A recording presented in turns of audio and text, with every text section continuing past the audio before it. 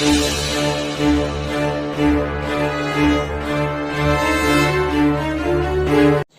dear students of class 12 English Literature, greetings. This is M. Rahman and you are attending Oracy classes of English language. We welcome you to our lecture number 6 that is based on the rat trap that is taken from the NCERT class 12 English book Flamingo, and the writer of this chapter is Selma Lagerlöf and he is a Swedish writer. इस chapter की theme है कि essential goodness in human being. इसकी recap आपने हर बार हर lecture में सुनी होगी, थोड़ा सा एक बार फिर दोहरा लेते हैं, बहुत ज़्यादा इसमें समय नहीं लगाएंगे। आप जानते हैं कि ये चैप्टर फिलोसॉफिकल है। इसमें रैट ट्रैप पैडलर जो कि एक थॉटफुल व्यक्ति का रोल निभाता है, वह सोचता है कि यह सारा संसार एक चूहेदान है और इसके अंदर जो आकर्षण है वह सारे इसके अंदर चारा हैं, बेट हैं, फंसाने के साधन हैं। वह ये सब सोचता है और ये सोचकर खुश होता है कि सभी लोग जो उससे नफरत करते हैं, उसको इग्नोर करते हैं, वह सब एक दिन इसमें फंसने वाले हैं, लेकिन दुर्भाग्य से एक दिन वह स्वयं इसमें फंस जाता है। यह चोरी करने के कारण फंसता है और ये चोरी उसे आगे और ज्यादा फंसाती चली जाती है। अब हम आज देखेंगे कि पैराग्राफ नंबर 25 में क्या होता है जब वह 30 करोनर्स चुराने के बाद रेमशो आयरन वर्क्स में चला जाता है और वहां से उसके आयरन मास्टर के द्वारा जब एक बार फिर वह आगे बड़े चूहेदान में फंसने की तैयारी उसकी चल रही होती है, तो वह क्या होता है और ये तैयारी क्या होती है। एक्चुअल में जब वह रेमशो आयरन वर्क्स में जाता है तो वहां पर वह आराम और गर्माहट लेने के उद्देश्य से जाता है, लेकिन वहां पर क्या होता है, जब आयरन मास्टर वहां पर आते हैं तो वह उसको अपना ओल्ड रेजिमेंटल कॉमरेड समझ लेते हैं और उसको अपने घर ले जाने की बात करते हैं। जो पैडलर है वह जाना नहीं चाहता और उसको ऐसा लगता है कि यदि वह आयरन मास्टर के यहाँ पर जाता है तो अपने आप से उसको इस तरह से किसी शेर के सामने पेश करने जैसा होगा कि वह शेर से कहे कि आइए आप दावत कर लीजिए और मुझे खा लीजिए। तो इस तरह से सिलसिला चलता है। आयरन मास्टर अपनी डॉटर को भेजता है, डॉटर के द्वारा भी काफ़ी कोशिश की जाती है इस पैडलर को कन्विंस करने में, लेकिन डॉटर इतनी परसुएसिव होती है, इतना मनाने में एक्सपर्ट होती है कि जो पैडलर है वह जाने के लिए तैयार हो जाता है। Now let's begin from paragraph number 25। Actually ये पैराग्राफ जो है पैराग्राफ नहीं है, इन पैराग्राफ्स को हमने एपिसोड्स और स्टोरी के जो पार्ट्स हैं उनके हिसाब से इनको अपने आप में बांटा है, और इसको अगर हम पार्ट नंबर 25 कहें तो ज़्यादा अच्छा होगा, क्योंकि इसके अंदर बहुत सारे सब पैराग्राफ्स हैं जो कि स्टोरी को सपोर्ट करते हैं। तो इस स्टोरी के पार्ट नंबर 25 को शुरू करते हैं, जिसका हमने टाइटल दिया है अ ग्रेट सरप्राइज। तो इसको अ ग्रेट सरप्राइज क्यों टाइटल दिया है हमने आपको बिगिनिंग में ही बता दिया, आप खुद जज करेंगे। Let's begin. Just as he said this the door open and the stranger entered. जैसा उसने अभी ये बोला ही था कि दरवाजा खुला और जो स्ट्रेंजर है वो एंटर हुआ। तो यहाँ पर क्या हुआ कि एडला विल्मेंसन अपने साथ उसको मना लेती है, घर ले जाती है, और घर ले जाने के बाद इसकी खूब सेवा होती है पैडलर की, उसको नहलाया धुलाया जाता है और साफ कपड़े पहनाए जाते हैं। अब साफ कपड़े पहनने के बाद जब वह एंट्री करता है तो कुछ और ही घटित होता है। जैसे कि अभी आपने सुना था कि जैसे ही रेड ट्रैप पैडलर के इस पैराग्राफ में आप देखेंगे जो ट्रैम्प वाले कपड़े उतरे, वैसे ही उसके ट्रैम्प वाले मैनर्स भी चले गए। यानी ऐसा मानो कि जैसा वेश होता है वैसी ही सोच होती है। तो जिस समय वह एक ट्रैम्प था तो ट्रैम्प जैसी बातें सोच रहा था, अब वह एक साहब वाले कपड़े पहन करके आया तो उसकी थिंकिंग में कैसे चेंज आया आप अभी समझेंगे। तो कहा गया just as he said this, he कौन है यहाँ पर, ये बात है आयरन मास्टर के लिए, क्योंकि आपको पता होगा कि आयरन मास्टर और उनकी डॉटर आपस में चर्चा कर रहे थे कि अब रेड ट्रैप पैडलर के साथ क्या किया जाना है। Just as he said this the door open, दरवाजा खुला, एंड द स्ट्रेंजर एंटर्ड, और यह stranger means rat trap peddler ने अंदर एंट्री करी। Yes now he was truly clean and well dressed, अब वह बिल्कुल साफ था और अच्छे कपड़े पहने हुए था। द वेले हैड बेथड हिम, वेले ने सर्वेंट ने उसको बेद किया, उसको नहलाया, कट हिज हेयर, उसके बालों को तराशा, एंड शेव्ड हिम, उसकी शेविंग की। मोरोवर, इससे कहीं ज्यादा, he was dressed in good looking suit of clothes which belong to the iron master, और आयरन मास्टर ने एक अच्छा सा दिखने वाला अपना सूट उसको दे दिया था। He wore a white shirt and a straight collar and whole shoes, और उसने पूरे साइज वाले जो बूट हैं जो ऊंचे होते हैं वो पहने, और फ्रिल्ड शर्ट पहनी, और स्ट्रेच कॉलर वाली शर्ट पहन करके वह तैयार होकर बाहर आया। But although his guest was now so well groomed, लेकिन उसका जो मेहमान था हालांकि बहुत ज्यादा वेल ग्रूम्ड मीन्स पूरी तरह से बंद संवर कर आया था, the iron master didn't seam pleased. आप देख रहे हैं कि दो दो कंट्रास्ट क्रिएट करने वाले वर्ड्स यहाँ पर आए हैं, बट और ऑल्दो। ग्रामेटिकली इनका क्या इन्फ्लुएंस है ये बाद में डिस्कस करेंगे, लेकिन फिलहाल बट आया है पूरी स्टोरी के लिए एज अ कनेक्टर, और ऑल्दो आया है कंजंक्शन के तौर पर। लेकिन हालांकि यहाँ पर वह जो रेड ट्रैप पेडलर था पूरी तरह से बन संवर करके आया था, लेकिन बावजूद इसके आयरन मास्टर को तो ये बात पसंद नहीं आई। जबकि ये बात सुनकर आपको अजीब सा लगेगा कि आयरन मास्टर को तो अच्छा लगना था, क्योंकि जो चाहता था वो सब कुछ हो रहा था। पेडलर नहीं आना चाहता था, उसको बुला लिया था, पेडलर को अपने यहाँ गेस्ट होने पर मजबूर कर दिया था, उसको कपड़े पहना दिए थे, तो सब कुछ अभी आयरन मास्टर की मर्जी से ही चल रहा है। उसके बावजूद भी वो खुश नहीं था। He looked at him with puckered brow. Puckered का मतलब है जब आपकी त्योरियां इस तरह से एंगर में चढ़ जाती हैं, तो पकड़ का मतलब है रेज्ड ब्रोज के साथ अपनी त्योरियां, अपनी भौएं चढ़ा करके उसने देखा। And it was easy to understand that when he had seen the strange fellow in the uncertain reflection from the furnace he might have made a mistake. यहाँ पर आप इसको धीमे धीमे से पढ़िए।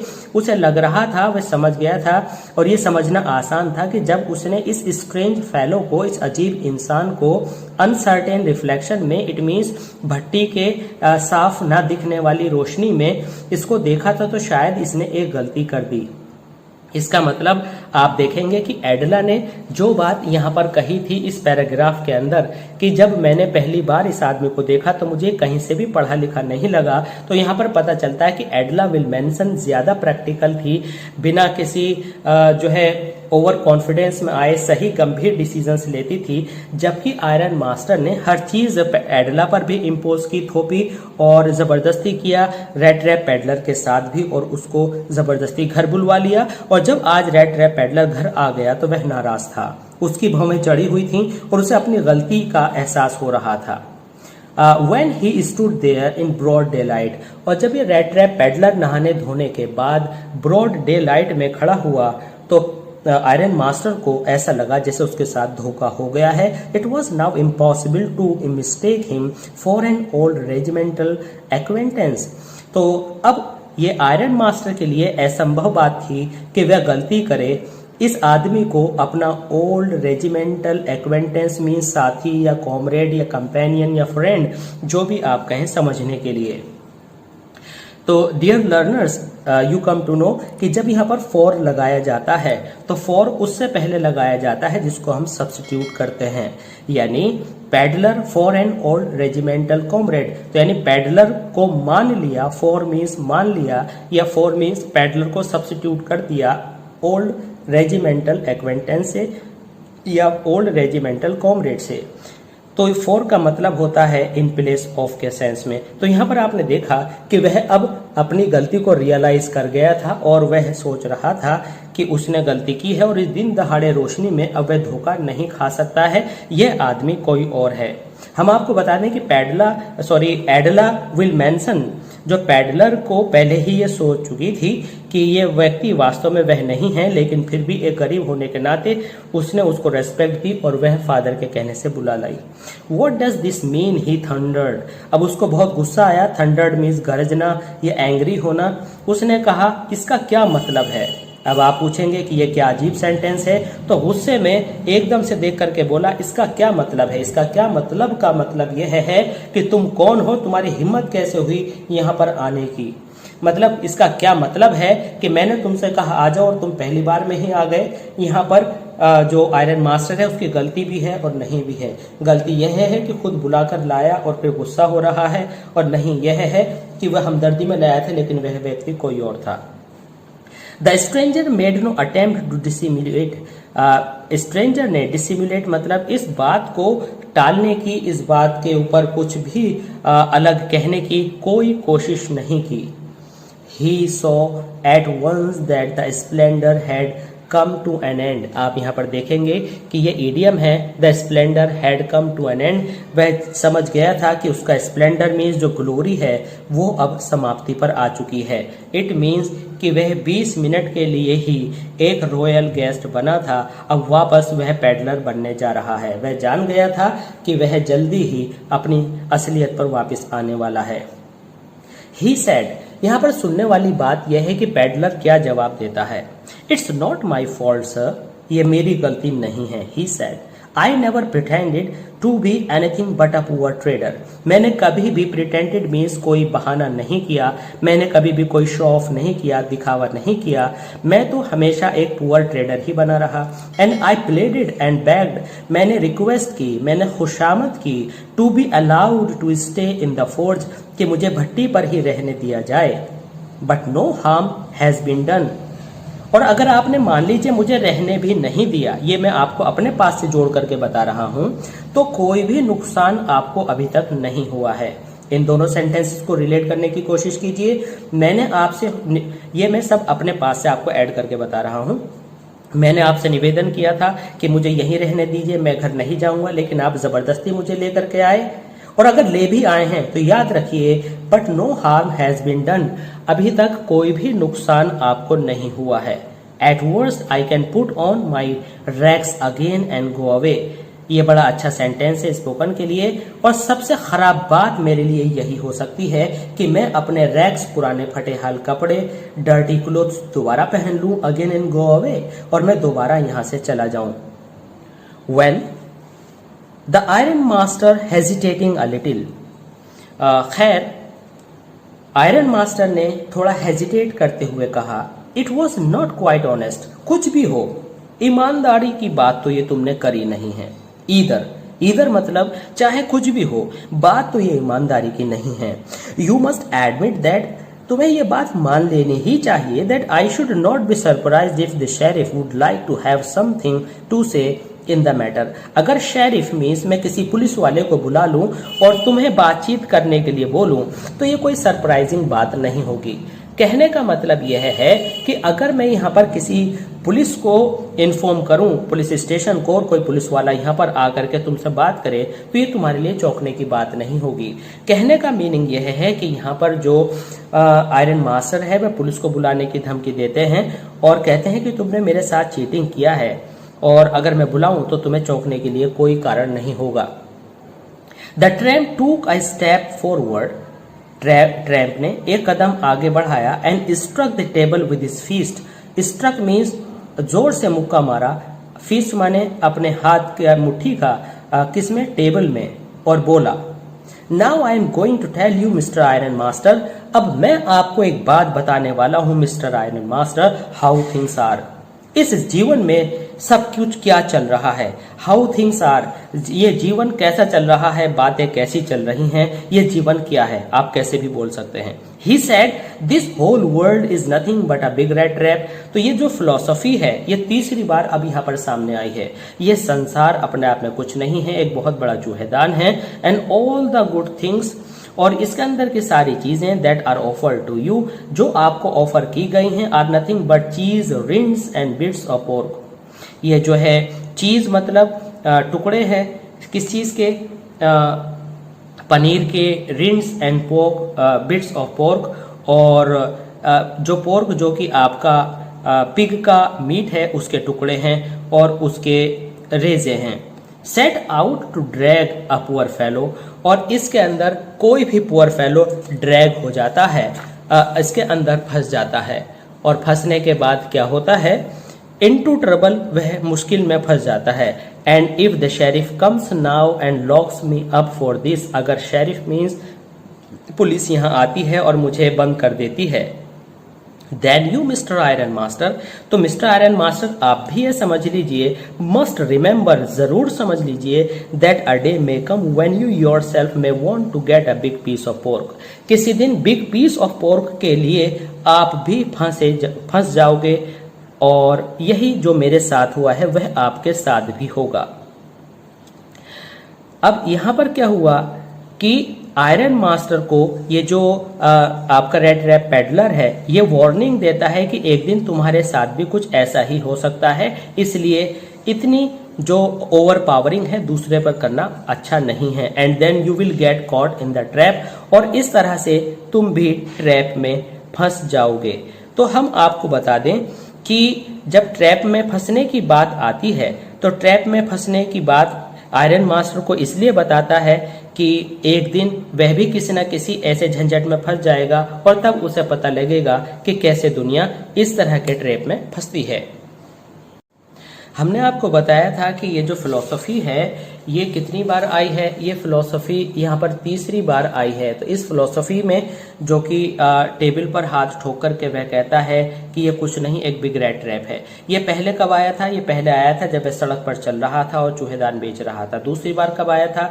जब वह जंगल में फंस गया था। अब ये तीसरी बार यही जो फिलॉसफी है रिपीट की गई है।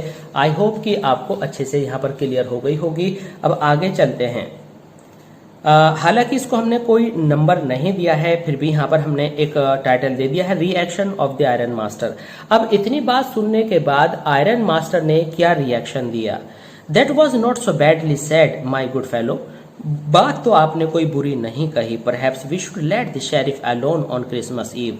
हमें लगता है कि शायद इस क्रिसमस ईव पर अकेले शेरिफ ही यहाँ पर रुकेंगे। कहने का मतलब यह है कि वह तुम्हें यहाँ से पकड़ कर ले जाएंगे और गेस्ट केवल शेरिफ ही रहेंगे। But now get out of here as fast as you can. और अगर तुम जा सकते हो तो तुरंत यहाँ से निकल लो, बहुत तेजी से इस गेट के बाहर हो जाओ। But just as the man was opening the door, जैसे ही आयरन मास्टर डोर ओपन कर रहा था इस रेड ट्रैप पेडलर को बाहर निकालने के लिए, तो उसकी डॉटर ने कहा I think he ought to stay with us today. यहाँ पर डॉटर ने अपने फादर को मनाया, मुझे लगता है कि ये व्यक्ति यहाँ आज रुकना चाहिए। I don't want him to go, मैं नहीं चाहती कि ये यहाँ से जाए। And with that she went and close the door, और ऐसा कहकर वह लड़की आगे बढ़ी और उसने दरवाजा बंद कर दिया। तो यहाँ पर देखेंगे कि एडला विल्मेंसन का जो एटीट्यूड था, जो ग्रेस है, जो डिग्निटी है, जो शुरू से मेंटेन उसने की है, वो अभी भी मेंटेन है उस पर। पहले उसने अपने फादर को बताया कि मुझे ऐसा नहीं लगा कि वो कहीं से भी पढ़ा लिखा है, और ये बात सही साबित हुई। और जब ये सही थी तो वह अब उसको एक गरीब आदमी मान करके उसका तिरस्कार करके नहीं भगा रही थी। जबकि उसके फादर आयरन मास्टर के कैरेक्टर के अंदर बड़े वेरिएशंस हैं, वे बार बार मूड स्विंग करते हैं और बदलते रहते हैं, जबकि एडला विल्मेंसन एक जगह बड़ी ही तटस्थ और फिक्स रहती है। Now let's begin paragraph number 27। What in the world are you doing? said the father. जब एडला विल्मेंसन ने दरवाजा बंद कर दिया और इस रेड ट्रैप पेडलर को बाहर नहीं जाने दिया, तो फादर ने कहा कि तुम क्या पागल हो गई हो, क्या कर रही हो तुम? तो the daughter stood there quite embarrassed. तो ये लड़की क्वाइट मीन्स पूरी तरह से एम्बेरेस्ड, परेशान होकर के वहां खड़ी रही। Hardly knew what to answer, और चूंकि वह अपने फादर की कदर करती थी इसलिए सोच रही थी कि उनको क्या आंसर दें। That morning she had felt so happy when she thought how home-like and Christmassy she was going to make things for the poor hungry wretch. और आज की सुबह वह बहुत ज्यादा खुश थी जब उसने ये बात सोचा था कि आज सब कुछ कितना घरेलू जैसा लग रहा है, और जो क्रिसमसी मौसम है, जो क्रिसमस का जो अवसर है वह कितना अच्छा उसको लग रहा है। She was going to make things, और वह जितनी भी चीजें तैयार कर रही है उस बेचारे पुअर, रैच मीन्स बेचारा, उस बेचारे पुअर को जब वो सर्व करेगी तो कितना अच्छा फील होगा। लेकिन वह सब इस समय खराब हो चुका था। She could not get away from the idea all at once, और ये जो आइडिया उसे सुबह आया था कि क्रिसमस किसी व्यक्ति के साथ, किसी गरीब के साथ सेलिब्रेट करके उसका पेट भर के जो उसे शांति मिलेगी, वह इस आइडिया को अभी जाने नहीं देना चाहती थी। That was why she had interceded for the vagabond. Interceded का मतलब है इंटरफियर करना, और उसके लिए उसने आगे कदम बढ़ाया और अपने फादर के जो स्टेटमेंट्स हैं उसके अंदर इंटरफियर। वैगेबॉन्ड जो ये घुमक्कड़ व्यक्ति था। आगे आप देखते हैं, I am thinking of this stranger here. I am thinking of this stranger here, उसने अपने फादर को बताया, सेड द यंग गर्ल, कि मैं इस स्ट्रेंजर को यहाँ देखना चाहती हूँ। इट मीन्स मैं इसको बाहर नहीं निकालना चाहती हूँ। He walks and walks the whole year long. ये जो स्ट्रेंजर है, ये बेचारा रेड ट्रैप पैडलर, ये ट्रैम्प पूरे साल सड़क पर फिरता रहा है। देर इज प्रोबेबली मीन शायद not single place in the whole country where he is welcome, और शायद पूरे संसार में ऐसी कोई जगह नहीं है जहां पर इसको वेलकम किया गया हो, and can feel at home, और जहां पर यह घर पर या तसल्ली में महसूस कर सके। इट मीन्स पूरे संसार में इसको तिरस्कार करके भगाया गया, इसको कहीं भी राहत नहीं मिली है। Wherever he turns he is chased away, जहां जहां ये गया वहां chased away means ये भगा दिया गया। Always he is afraid of being arrested, हमेशा इसे डर रहा अरेस्ट होने का। Cross examined, सवाल जवाब होने का। I should like to have him enjoy a day of peace with us here, मैं चाहती हूँ कि कम से कम एक दिन शांति का और खुशी का यह हमारे साथ गुजारे। Just one in the whole year, कम से कम साल में एक दिन तो यहाँ पर आप 27 में देखेंगे कि हमने यहाँ पर टाइटल दिया है the reaction of the daughter, यहाँ पर हमने दिया था the reaction of the father. तो ये आप नोट करेंगे कि जब एडलर ने दरवाजा बंद किया तो आयरन मास्टर ने क्या रिएक्शन दिया, और जब आयरन मास्टर ने रिएक्शन दिया तो फिर एडलर ने कैसे अब उस बात को आगे बढ़ाया। यहाँ पर फिर आगे चलते हैं। The iron master mumbled something in his beard, mumbled का मतलब है बड़बड़ाना, मरमरिंग करना, बियर्ड मतलब केवल दाढ़ी हिलती हुई दिखाई दी, शब्द नहीं। He could not bring himself to oppose her, और यहाँ भी आयरन मास्टर अपनी डॉटर की ओपोजिशन में नहीं जा सके, उसकी बात डॉटर की उन्हें माननी पड़ी। It was all a mistake of course she continued, उसने अपने फादर को ये समझाने की कोशिश की, हाँ वास्तव में गलती तो हुई है, but anyway I don't think we ought to chase away a human being whom we have asked to come here, लेकिन ये बात I don't think, मुझे नहीं लगता कि हमें ऐसा करना चाहिए कि उस आदमी को जिसको हमने खुद यहाँ दावत के लिए बुलाया है हम उसे चेज अवे कर दें। अर्थात ये इंसानियत के खिलाफ बात होगी कि जिस इंसान को हमने कुछ अपना अतिथि स्वीकार किया हो अब हम उसको तिरस्कार करके भगा दें, यह बात बिल्कुल जो है इंसानियत के खिलाफ है, ऐसा उस लड़की ने कहा। And to whom we have promise Christmas cheer, और उस इंसान को भगाने के बाद जिसको हमने खुद प्रॉमिस किया है कि क्रिसमस हमारे साथ मनाए, चीयर करे, उसको भगाना अच्छी बात नहीं होगी।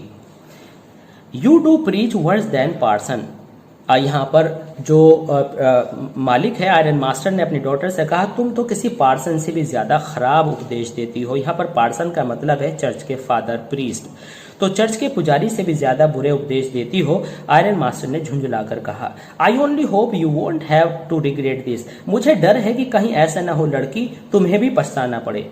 The young girl took the stranger by the hand and led him up to the table, by hand का मतलब हाथ पकड़कर वह लड़की उस स्ट्रेंजर को टेबल पर ले गई और बोली now sit down and eat, बैठ जाओ और खाना शुरू करो।